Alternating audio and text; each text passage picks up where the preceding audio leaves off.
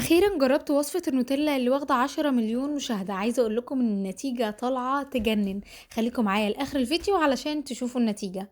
بس قبل ما أبدأ، أول حاجة تعملوها تنزلوا تعملوا لايك كده للفيديو ده وتشجعوني بكومنت حلو علشان أقدر أكمل معاكم وصفاتي.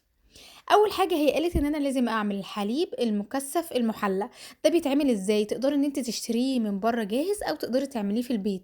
نُص كوباية مَيّة مغلية، كوباية معيارية سكر بودر، وكوباية معيارية برضه لبن بودر، ومعلقتين زبدة بدرجة حرارة الغرفة، وهاضربهم كويس أوي في الخلاط أو لو حتى عندِك هاند بلندر، بس أنا حسيت الخلاط أسرع وأحسن كتير.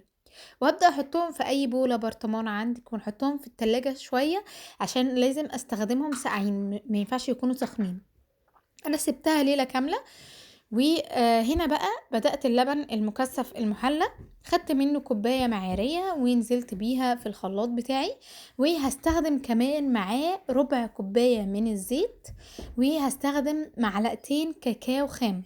أنا كترت شوية من معلقتين الكاكاو الخام، فباقول لكم قللوا، يعني حاولوا المعلقة تكون ممسوحة شوية، يعني ما تكونش كتير. أنا هنا كنت بُصّوا وأنا باحطها كانت كتير أوي، لأ، خلّيها تقِل لإن طعم الكاكاو زاد فيها أوي، خصوصًا كمان إن ده مش مُحلّى، فهيبان أوي الطعم فيها.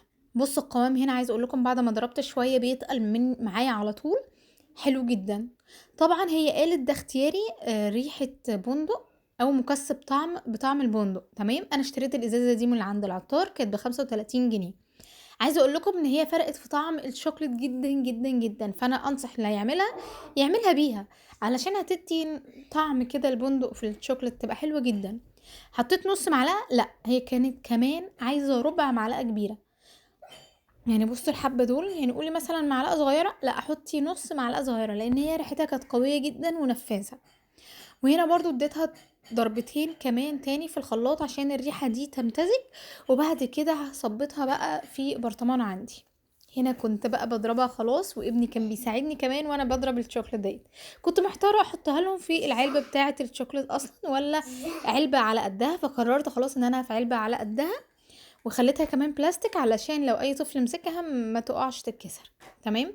بدأت بقى ان انا افضي الخليط فيها، وعايزة أقول لكم إنه والله العظيم طعمها فعلًا حلو جدًا، وعملت بيها ساندويتش وكانت جميلة، جميلة، جميلة، تستاهل فعلًا إن أنتم تجربوها. مش هاقدر أقول لكم إن هي مثلًا 100% نفس اللي إحنا بنشتريها برّه اللي ب300 جنيه وصلت علبة كيلو ب300، لكن دي أقدر أقول إن هي بنسبة 75، 80%. فحلو جدًا يعني كلفتني إيه، ممكن أقول التكلفة كلها 50 جنيه مثلًا. وهنا طبعًا آخر حبة في الخلاط نزلت عليهم بموزتين وشوية مَيّة وسكر ولبن، وعملت أحلى عصير طبعًا عشان البواقي دي مهمة جدًا يعني. هنا كنت باوريكم إن البرطمان عمل معايا طبعًا 340، لأ أكتر، لإن أنا مالياه لحد الآخر، فممكن 350 و70 كده يعني. هنا كنت بادوقها بقى طعمها يجنن، جربوها.